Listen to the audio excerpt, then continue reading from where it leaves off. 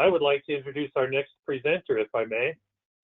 His name's Randy Chang, and he's the chairman of the Southern California PGA Teaching Committee and multiple Section Teacher of the Year Award winner and Teaching Hall of Fame member, as mentioned early in the presentation. And so now that we've talked a bit about coaching and teaching, how do we turn that into dollars? We're all trying to feed our families and pay our mortgages. Randy, can you help us with that, please? Thanks, Bob. Yeah, so that's another big part of what we do after we've figured out, or each one should figure out maybe their niche in the market. That's kind of the big thing. I have a model that I've put together over the 35 years of doing this, starting again with what we had back in the day. For a background, for those of you that don't know my background, I started out trying to play golf for a living. I started super late. When Tasha said she started late at 13, which is that might be late, but I think it's a good time to probably get started. So I didn't get started till I got to college. And on my way to try to become an engineer, well, that's what my parents were expecting, that as most of our Asian parents would expect out of us.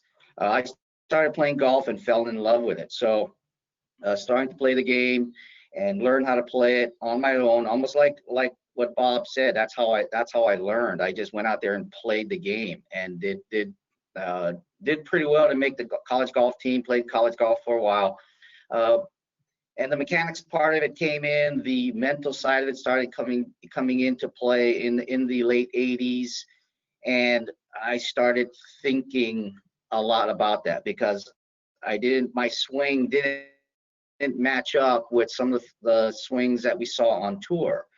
And so I felt like that was the reason why my ball striking wasn't good enough to make the tour.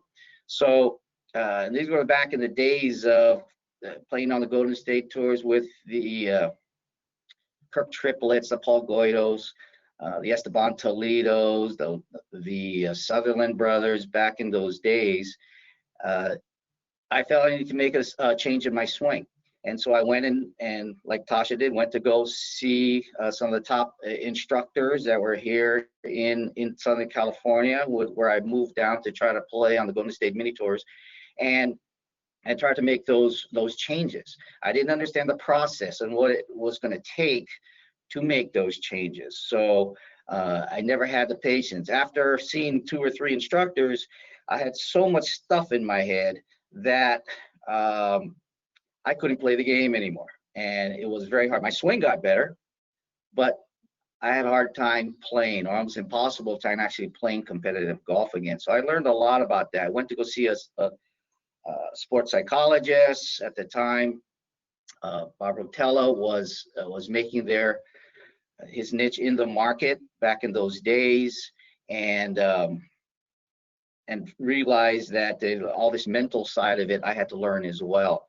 So coming in, fast forwarding to today, where I started my first golf school in 2000. I was running golf courses as a general manager, director of golf in the first half of my career, which was great to understand the business side of it. And that's where I learned as far as the marketing and those type of things, budgets, forecasts, etc. And when I opened up my first school, the model was, to find that next Tiger Woods. And that was the way you're going to be able to market yourself if you had somebody that you were teaching that was going to be, wanting to either play in college or get on the tour. We had back in Hawaii, where my first school started, is Michelle Wee was in the stable where we were, and I watched her go through the programs with one of our real top coaches of juniors, Casey Nakama in Hawaii, and then she ended up leaving and she was probably about 11, 12 at the time, and then she went to David Ledbetter to further her career. I didn't have time for that to wait for that person, that little 8-year-old, 7-year-old, or even now 3-year-old that says, "Wow, look at this person, this is the next Tiger Woods at 3." That meant I had to wait another 10 to 15 years, and hopefully they would stay with us, and then I could start making a lot of money endorsing products, writing a book, and so on.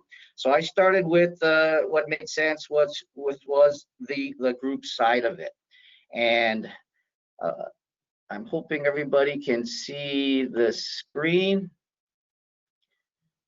So this is where in the last 20 years, have kind of put together a model that we provide for our students.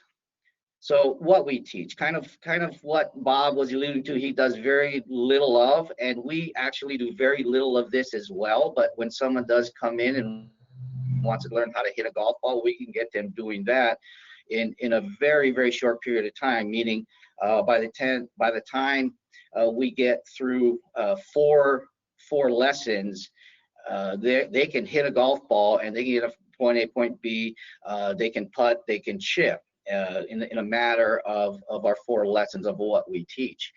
When I first started getting into teaching full time, I was coming from an engineering background, and I know this may not come out on your folks' screen real well. It's a YouTube thing, but if you folks can go to this J.C. Anderson golf tip, it kind of mirrors what I feel like what we're hearing a lot of today. I want to see if to play it and see how this thing kind of comes out, and I'll talk with it.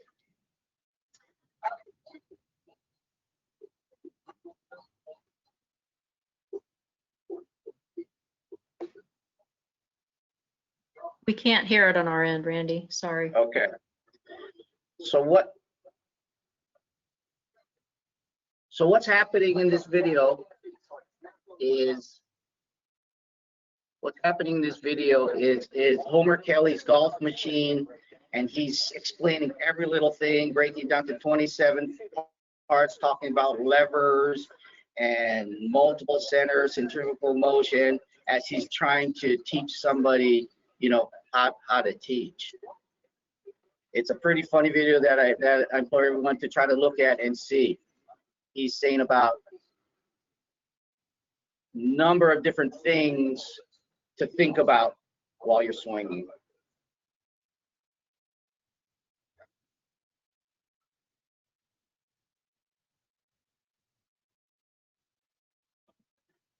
So after teaching for a few years, being able to study be able to study about some of the greatest teachers there have been during the time, from Butch Harmon to David Ledbetter, Jim McLean, Jimmy Ballard, reading Hogan's 5 Fundamentals and Homer Kelly's A Golf Machine.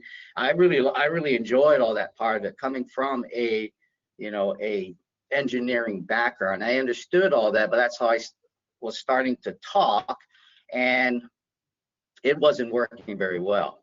So after 20 years, it's come down to this. With everything that I know about the game of golf, it's come down to simply starting a Y with your arm and the club, get it to an L on the backswing, going to a backwards L, tippy toe finish, belly button to your target, and hold your finish for 3 seconds. So after all these years of all this studying, this is what we teach, and literally to everybody. So we can get someone hitting a golf ball in a very few lessons. So the how we teach is kind of what Bob was talking about, and the mental ingredient of more how we get the students to think is really important in what we do, of which all of our coaches in my academies. I have multiple schools around Southern California. We just opened up this one right here in Laguna Niguel, our indoor facility, where we're combining like what UGP does, the physical fitness aspect of it, uh, physical aspect, mental aspect of the game. Utilizing all those numbers has been really good for me. And what we mainly use it for, those numbers, is to create a profile when someone is really playing really good. What is that profile like? So when it goes off, we just utilize that to try to get that back. So everything's about, as we know, getting the swing, losing the swing, getting that swing back again. So everybody has this that comes into their facilities every single day. First, as far as we talk about the acronyms that Tasha talked about, ours is SURF. This is our mantra. This is what we go by, both coaches and students, when they come into our academies, our schools, to learn how to play the game of golf. They learn how to surf, and mean it's going to be simple and safe. We added that safe into it with all the injuries that we're seeing due to bad golf swings. As Bob talked about that earlier, is like, if that swings look like it's going to hurt the body, he's going to step in.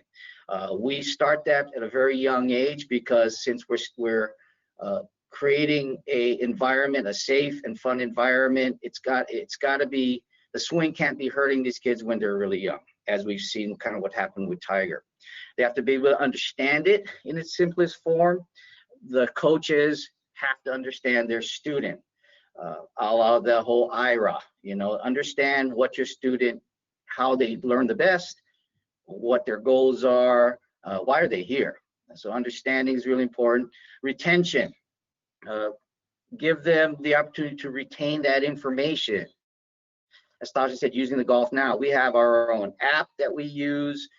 There's many other marketing. I mean, that obviously costs money, but there's a lot of things I'll get through this presentation here in a little bit, about how we can utilize what our section already has, and it's not going to cost you anything to help retain the students through communication. We need to retain the student, and our programs, allow us to retain them for a long period of time. Once we get them in, we can retain them through their whole junior life, or from the beginning students, of which we love to teach, and that's our niche, developmental student, that we can get them, retaining them, to also buy equipment from us, join our memberships at our clubs. And most importantly, what it comes down to, it again, it's got to be fun. If it's not a fun atmosphere, fun, comfortable environment, they're not gonna learn very well. And if it's not fun for the coaches to do it, if they don't like teaching 3 to 5 year olds, that's not gonna help as well, because it shows these kids, or even anybody, a human being, can sense when you're not having a lot of fun, as Bob alluded to, if he's being cranky. So that's our mantra. So here's the people that come into your studios and your golf courses every single day. Kind of the arm swinging, the chicken winging, the over-the-top slicing, the back-breaking swings. I know all of you that are seeing this. This is what we get every single day. Probably 90% of the people that we deal with, or 90% of the people that come into your facilities, are going to have something along these lines. So how do we fix those things? And we do step in that part of it, because they don't want to look like that. One of the main reasons, as everybody is starting to see, is like the cause that we see all this happen is simply one thing, is the whole thing about keeping your head down. Not a wrong statement, keep your eye on the ball, keep your head down, but we've found, and I'm sure you folks have found out, that the reason they come in that way, because they're really thinking about just one thing, just keep your head down. And then when they keep it down too long, we see these things happen. So if there's one thing that I want everybody to shake their heads, up and down, that we can agree upon, probably one thing here today is eliminating this thought. Eliminate this phrase, keep your head down. Let's use keep your head still. You can keep your eye on the ball, that's fine. In fact, keep your eye on the ball all the way from when you hit it all the way goes out there. But I think this has been one of the more detrimental swing keys and things that comes out of our mouth, including our parents, grandparents, so on, because that's what we've taught over all these years. So no keeping your head down anymore. Don't look up. So this is caused mostly for bad backs and so on at a young age. We've already seen these examples right here with some of our professionals, including Tiger Woods when he was swinging a overweight cut down golf club when he was 2.5 years old. It was too heavy. The club kept on going, and when you saw him on that when he was swinging the club at 2.5, 3 years of age, they're already starting to hurt their bodies. It's already chronicled with Natalie, Paula, that are changing their swings right now because they can't do this anymore. And that's what we've been teaching back in the past. And I see a lot less of it now. So that's the safety aspect of it, because we deal with a lot of juniors. The wow factor, when it comes to business and getting people to come back, there's a wow factor that you have to have. You have to find out what your wow factor is. We're able to bring people back from an initial new student assessment because of our approach to getting this wow factor in. Then their wow factor will be, oh, you charge how much? That will be their wow factor. But if you can go through and give a wow factor, that part of it actually is a lot easier for them to justify. So what do? So you saw that young girl before. This is the way we use our technology and the way we use our cameras. And this is just to show people the difference between field and real, what they think they're doing and what they're really doing. So using these tools, this technology is very powerful in convincing the parents, the student that, oh, okay, this swing feels comfortable, but to me, but it's not good for my back, or it feels comfortable, but I'm not getting any good consistent results from it. Just by doing our little L to L swing real fast, and this was just 10 minutes, 15 minutes of simple repetitions, we go from that to what you see after. And that happens in the very first 10 or 15 minutes. After we get that IRA done, then from the next 10 minutes is saying, okay, well, here's something that's not really safe to your body. I have to dive in, as Bob would say. I mean, when I see that, I feel I have a responsibility, and I think we all have a responsibility to say, okay, yeah, that swing might be, she's a competitive player, that swing is working, but it's not good for the body. So this, again, the before and afters impact, and how right at just by doing our simple little L to L swing, how it just very quickly fixes everything through cause and effect, just by getting to swing to those two positions. And then we do know what the pros do. I mean, that's our model. That's what convinces the families that, hey, if Michelle Wee does it, we can get you to do this in 5 or 10 minutes. Would you like to make that change? And that's kind of where we get into wow, right? So I say, wow, you did that in 10 minutes. And we don't make anything about the golf ball yet. We're just showing them, just from a physical standpoint, that you can make a real simple swing and swing like the pros do. Because those other swings that you saw earlier that people come in, they know, like, I know I get these comments all the time, is like, you're not going to come and make me swing like Tiger Woods. And I go, well, if you could in 5 or 10 minutes, wouldn't you want to? So that's where we get into that, again, into that wow factor.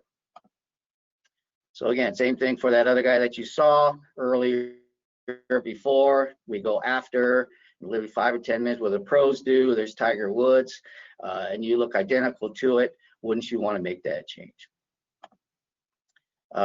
Just some more examples. This is a group from China that came in for a camp, a big group. We do this assessment, the before, the after, and then, hey, wow. So now they're willing to make the change. Now they're willing to maybe pay what you're asking to pay for.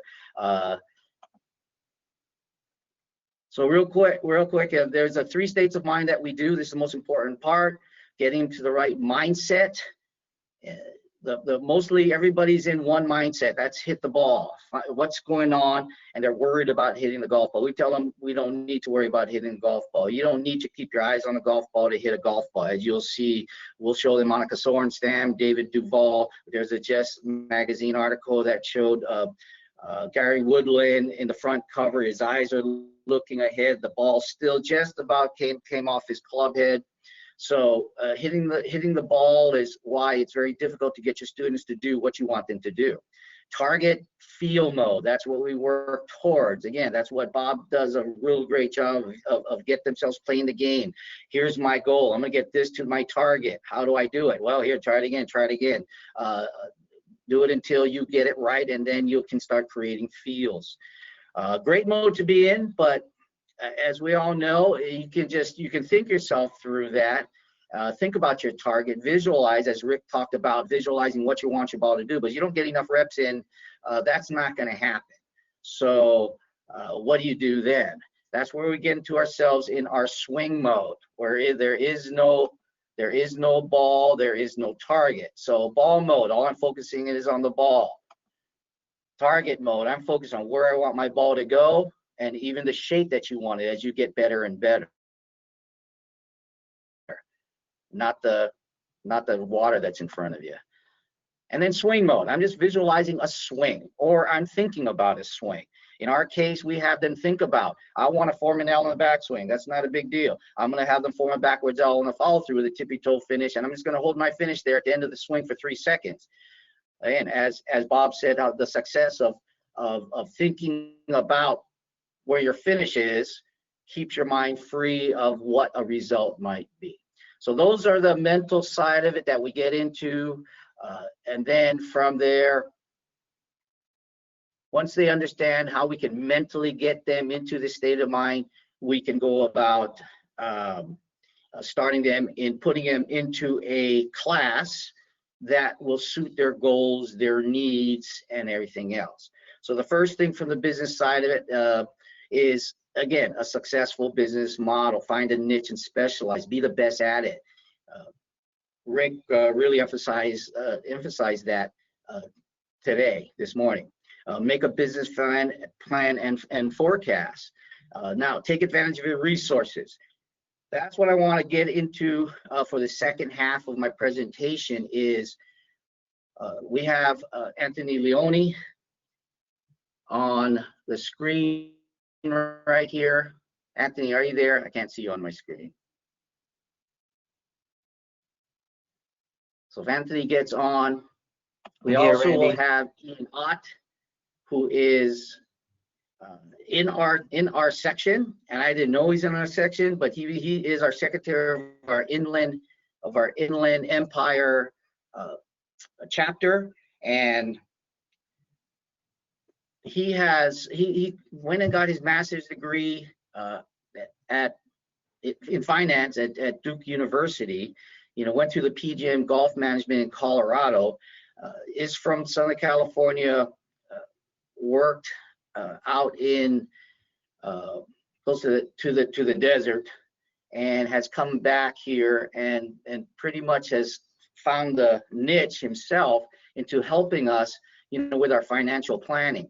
I finally went to my financial planner, and he told me at the quality of life that I'm leading right now. What I'm saving, I can retire when I'm 92. So a little disheartening, but I don't feel like I work really that hard anyway. So with those of you just getting started with your own businesses and your own teaching businesses, Ian Ott is talking about retirement plans. They're talking about insurance and some of the things that the national has, but he's right here in our backyard as a resource. Anthony, are you on the line? I'm here. Can you see me and hear me, Randy? I can't see you because I got my screen sharing here, but I'm going to get off of that right now.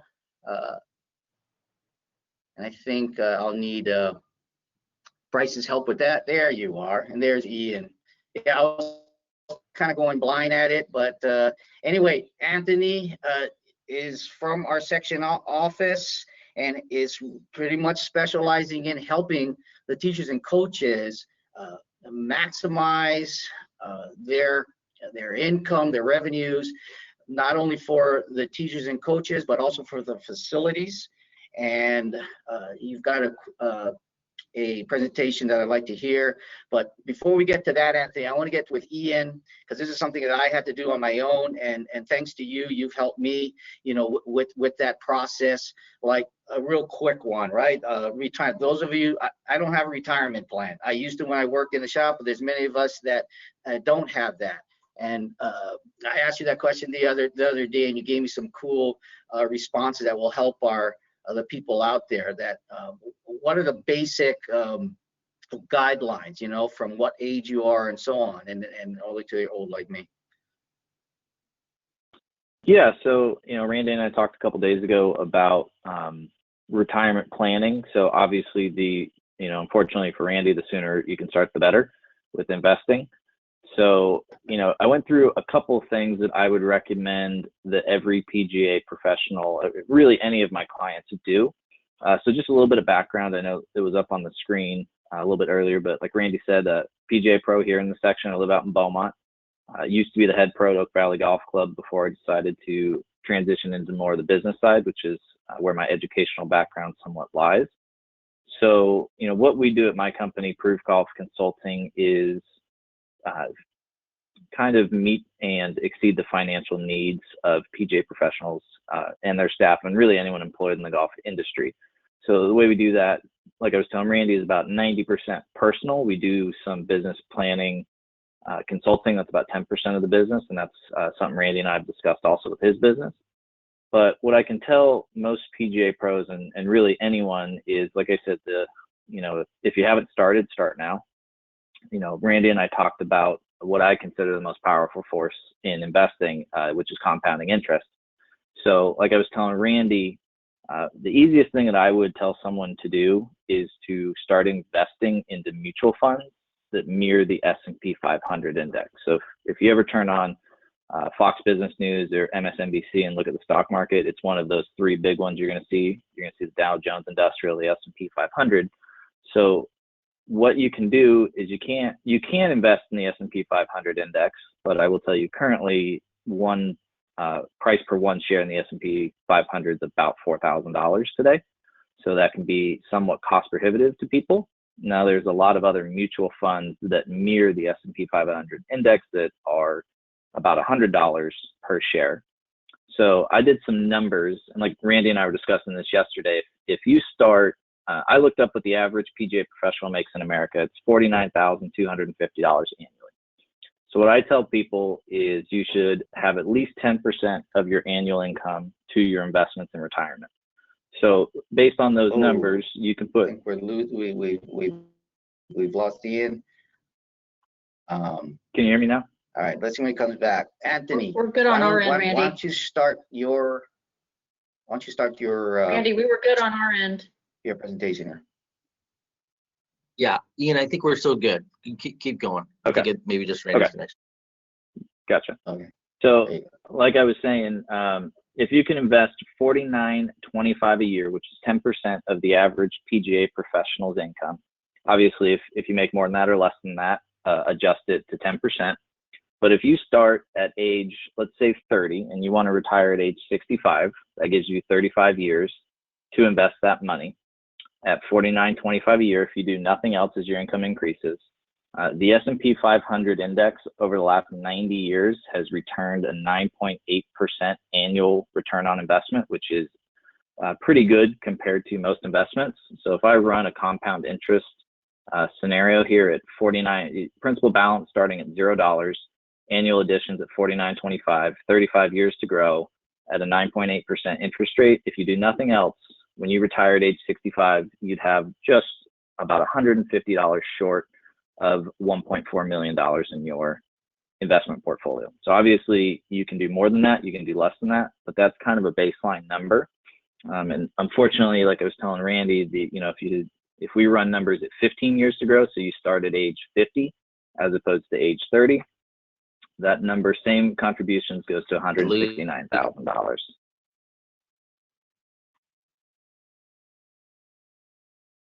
Can you guys hear me? Yeah, I can hear you. We're good, Rick. Yeah.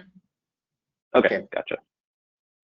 So what I'll tell a lot of people is I know a lot of PGA pros and a lot of golf courses don't have your 401ks, your standard contributions. So what I tell a lot of clients to do is to set up what's called a SEP IRA, SEP-IRA, or a personal 401k. They are two different investment accounts, but they basically do the same thing. So instead of having your company do pre-tax deductions, you do it yourself. So the IRS, as of 2018, allows up to 25% of your annual income, up to $57,000 a year, to be put into a SEP IRA or personal 401k pre-tax dollars. So you're not, the government's not taking their cut before you put that money in, and then that reduces your annual income that is going to be taxed. So it's kind of a double win there. Another thing that I talked about with Randy is to look into life and disability insurance to protect your business. So, life insurance is more for protecting your family in the event you can no longer work. Now, disability insurance is going to protect your business. So let's say you've got a teaching business that's you and a couple other guys, and you're the key person, and you get into a car accident and you can't walk anymore and can't teach.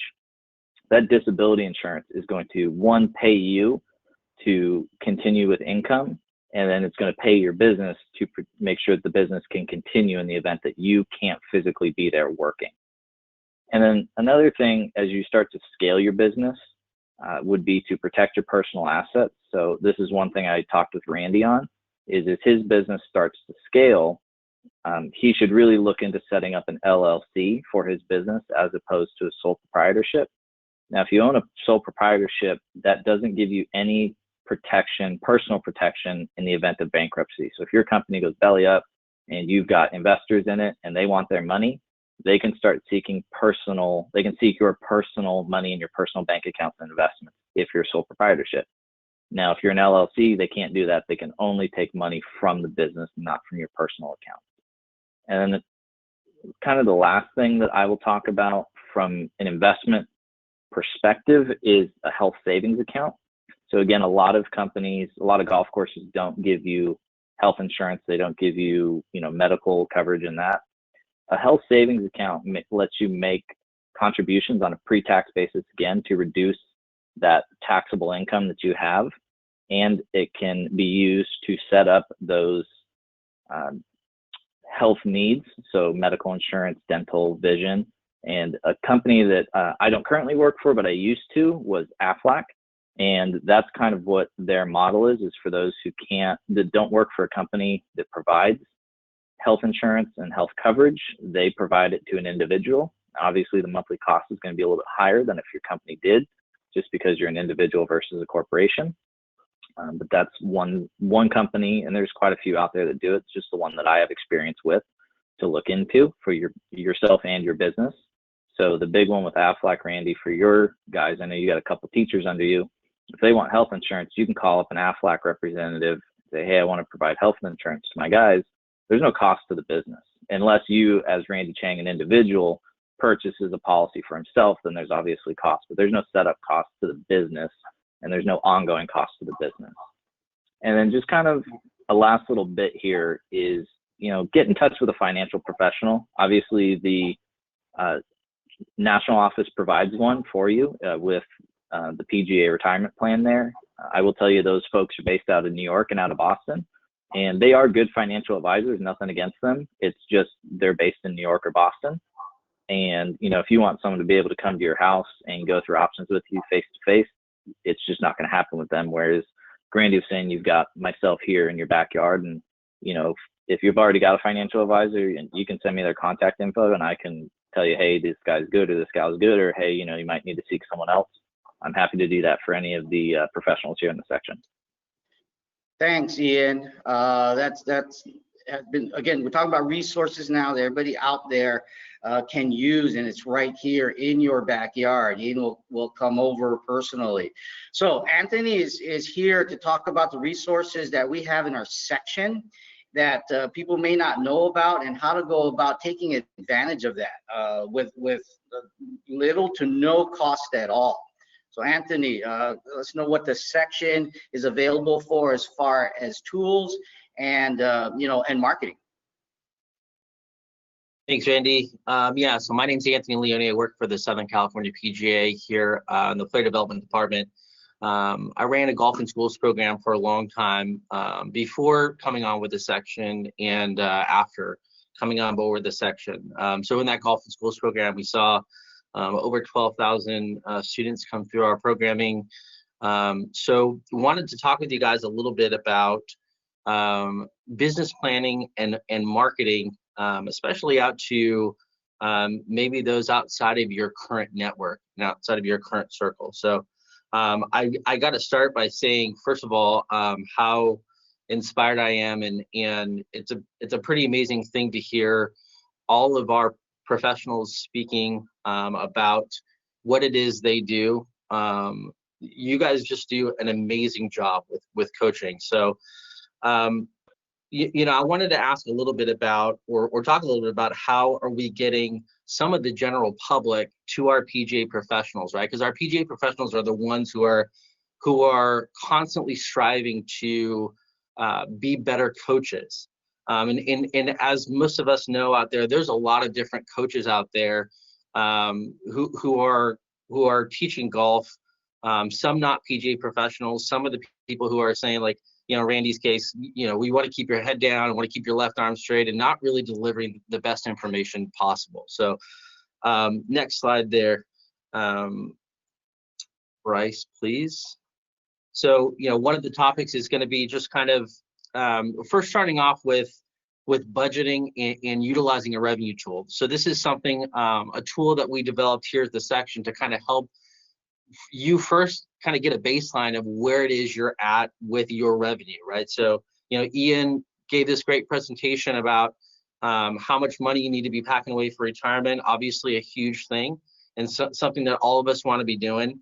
In order to do that, I think it's a great idea to have a baseline of how much is coming in, to see how much we need to set aside, right? So, you know, we've created a teaching and budget and revenue tool for all of our PGA professionals to utilize.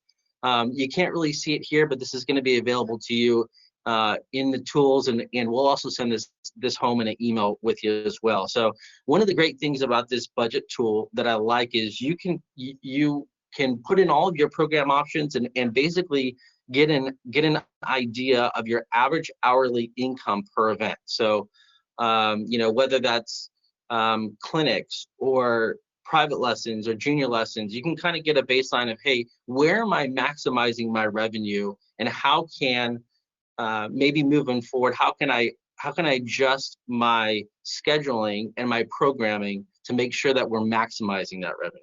Next slide, please. So you know, that's something obviously here that we're going to go into, and you know, a goal would be, and I'm not sure if any of you guys listening have ever Googled golf lessons, you know, in your particular area, Randy. So, you know, Randy's at Journey in Temecula. If you were to Google golf lessons Temecula, right, there's probably a slew of things that are coming out here. So we're going to talk a little bit about some of the marketing efforts and some of the stuff we're doing on the back end, but we want to make sure that we have all of our programs in place So once we're setting our budget goals, and we want to make sure that we have programs in place for everybody. So I was talking with Randy, and Randy talked about, Randy charges kind of a high amount for a private lesson, one-on-one private lesson.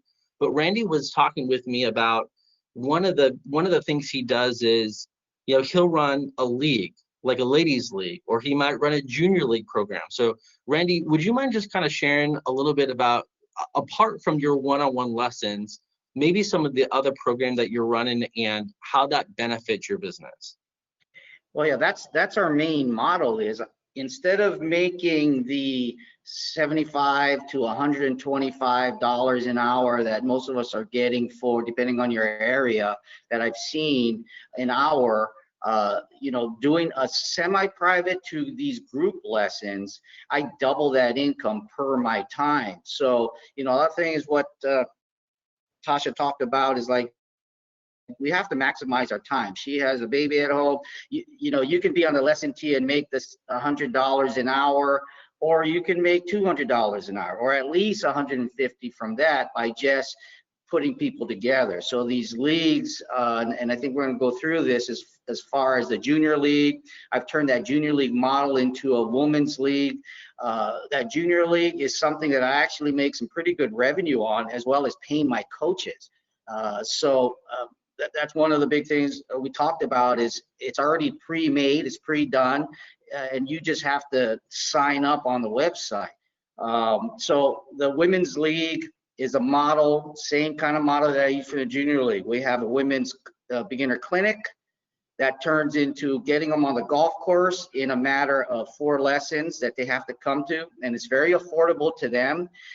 We charge them like $20 to join the clinic, but I have like 8 to 10 every time. So again, I'm making money off of that, and then from there we get them on the golf course ready, and then they can join our women's league, and we go home and do just schedule home and home matches with other golf courses, and we charge for it. We charge a green fee plus our time, and they all love it. And the junior league is the model that I know we're going to talk about. Is if you're not doing the junior league, if you want to get started in this business and really fast, just getting started, teaching, figuring out how do I get started, this is the perfect way to get started. Doing a junior league, and also the PGA Coach program to start getting people to know that you are there. And anyways, Anthony, yeah, thanks Randy. So next slide please, Bryce. So this kind of goes into how are you getting that information out there into the marketplace, right? So we'll go to the next slide please. A lot of us utilize word of mouth, and word of mouth is definitely a great tool of getting people into our door, and in part of as part of our lesson revenue. I believe we have and the whole idea of this presentation as well is to try to be a little bit interactive. So I think we have a survey question, or we're gonna start posting a few survey questions. So if you guys wouldn't mind, maybe take a few minutes, and you'll see a survey question kind of pop up on the screen, and maybe if you wouldn't mind answering a question. So first question is going to be, do you have a social media account in which you post professional information, right? So I know most of us do, and I would say, and I'll kind of call out a few of the ones that I love watching. John Ortega is actually a great one. John posts a lot of great content. It's not really technical heavy, but you really get an idea or feel for what it is that he's trying to achieve with the students on the course. So thanks for that. Okay, and Bryce, if we can go back to the slide there. I'm not sure if I can reduce this slide. Thanks. Perfect. So it looks like maybe a little bit less than half of our professionals use social media to kind of market their programs. I would say from that perspective, you're probably missing out on an opportunity there. One of the things that we want to say is, listen, you don't need to be the experts in that. I think that's what we're trying to provide as a section, and we'll kind of get to that. We'll get to what the services we're offering on the back end here, but that's something that we can help you with. So I think we have a next question there in regards to some of the marketing. So we got another survey question. For those of you who do have a social media post, if you wouldn't mind just kind of filling out, how often are you posting? Daily, weekly, monthly? Just on average. We'll take just a few seconds here to fill this information out. And by the way, this is a great opportunity for us to kind of get a little bit of feedback and understanding of what it is that you guys are doing and want to do out there too. So, okay, I think we're ready. So most are doing monthly, couple here weekly. I'll say that, if you're trying to utilize social media, the more consistent you are in posting, right? So more in that weekly range is probably going to help you be most effective. So next polling question, please, Bryce. Social media led to direct revenue. So on your social media page, do you have contact information? Is there a place where people can contact you? Maybe they're sending you a direct message. Maybe you're leading them to your website. By the way, we're going to have a toolkit to kind of explain some of this stuff and how to best utilize as well as our information here. So okay, about half of our professionals, it's led to direct revenue. But the great things about social media is it's completely free. So we like that. It's a free tool to use. That direct revenue to half of our professionals came at no cost to them other than a couple minutes of time. Okay, next poll question, please. So we really want to kind of figure out, how are people finding you? Maybe take a second to answer this question here. I think we might know what the answer might be. And survey says word of mouth, 91%. Okay, so that to me is a bit of an issue or a bit of a challenge for us as a PGA professional or us as a section. What we're trying to think about every day, what I'm trying to think about every day is, apart from word of mouth, and think about how hard it is and how people find other things in this world, right? So Yelp, Google, all of these other things is how you find a new restaurant, or you find out if you want to go to a gym or a personal trainer. So I think from our standpoint, what we're trying to do is work with our PGA professionals to get them out into the marketplace to try to expand their exposure, right? So national products, junior league, drive, chip, and putt pilots. If you wouldn't mind answer this question as well, we can just post this up here as we kind of keep rolling through. These are great, like Randy said, great avenues. You get national marketing through, PGA Junior League is running on the Golf Channel, et cetera, et cetera. That's outside of your circle or bubble, so to speak. So it looks like a little less than half of our instructors have a website. This leads me into the next slide, please, Bryce. So for those of you who don't have a website, it's kind of a nice thing in that, this is something that the PGA obviously knows about, and they do their own internal research. And that's something that we're trying to help you create without having to go through the trouble of, getting a web programmer, going to a service and trying to create this by yourself. Bryce, if we can get to the next slide. So this is going to take us into something called PGA.Coach, and then obviously through PGA.com, a PGA.com profile. So next slide, please.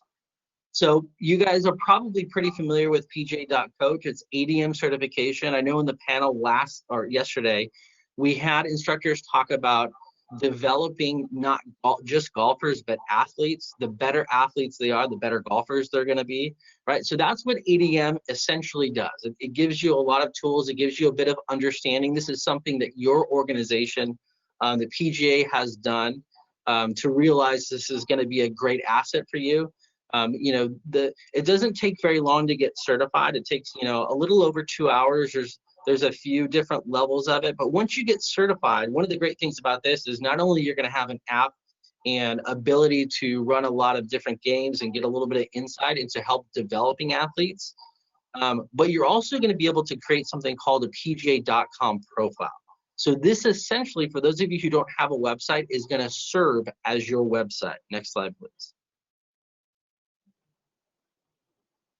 So on PGA.com, and those of you watching the PGA Championship or even some of the PGA Tour, the PGA, the national spots have really started to drive the consumer to PGA.com to find certified local professionals. So if you see at the bottom, it's a little bit hard to see, but there's a search column there, just like you would a Yelp, just like you would any of the search services. You can type in a zip code or maybe a name or a local golf course, and your individual profile will show up. Next slide, please. So this is a pretty quantum leap for our professionals, right? So you see, we got a handsome face up on the screen there. Randy filled it out, and so our consumers are going to be able to search via zip code, and someone, maybe a general public, lives in Temecula. They're going to find this tool. They're going to type in their zip code, and Randy is going to come up, and they're going to be able to learn a little bit more about Randy Does. So they'll have a full bio there. Next slide, please. Let me say something real quick on that, Anthony. I've gotten, since that went up, I've gotten 20 inquiries of lessons because of that. I've been on the Golf Channel. I've been on the Golf Channel doing tips and everything, and this has been one of the more effective ways to actually get people to you. So I just want everybody to know that. I'm surprised. Yeah, thanks for that, Randy. So you'll see different coaching services, who Randy helps, the types of people, the types of programs that he runs. Next slide, please. So, and you'll see a contact box there. So you got a nice picture of Randy there, and you'll have a contact box. So that's how Randy is getting contacted by these leads. So next slide, please. So that's what a lead looks like. It's gonna be an email that's gonna go to Randy. It's gonna have an email address, a phone number, and a basic idea of what the student is interested in. Next lead, or next slide, please. And lead.